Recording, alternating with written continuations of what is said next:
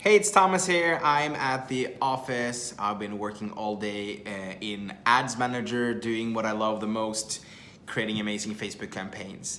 And today I just want to jump in and talk about something very important that too few businesses are actually doing.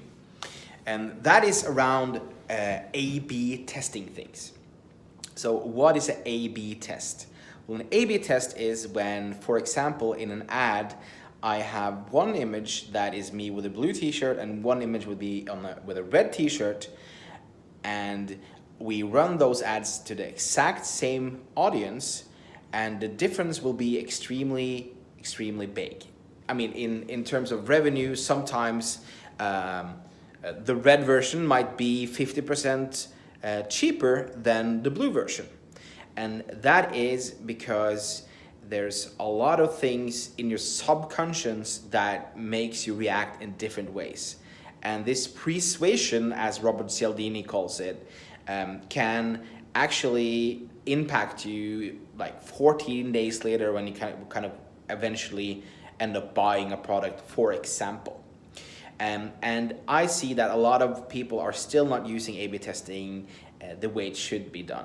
So for example, I just had this customer I've been working with, and we decided to test out black and white, so grayscale images versus colorful images.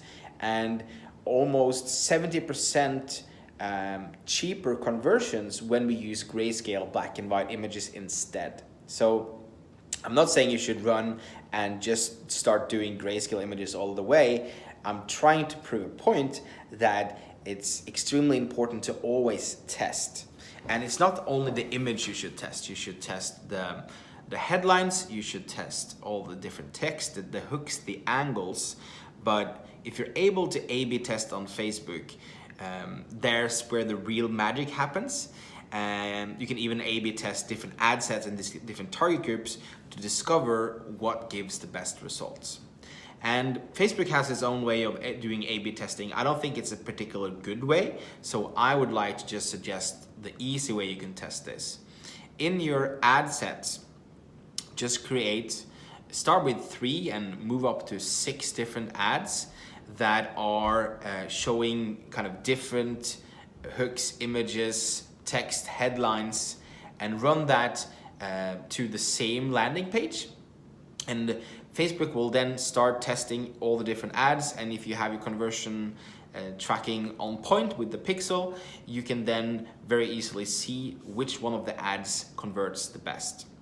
And when one of the ads has reached at least 20 conversions, you can see that as a good indication on what works and what not. Ideally, you should have like hundreds of conversions to test this with, but we as marketers usually don't have the time for that. But when it reaches 20, that's kind of the ground zero of what the price would be. Then you'll wait to the other ads to reach 20 as well.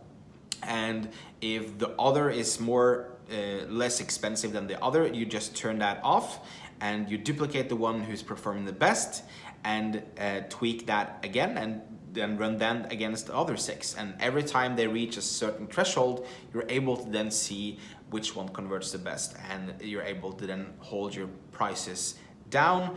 You acquire sales as cheap as possible. You get lots of positive feedback through to Facebook, so your ads deliver better.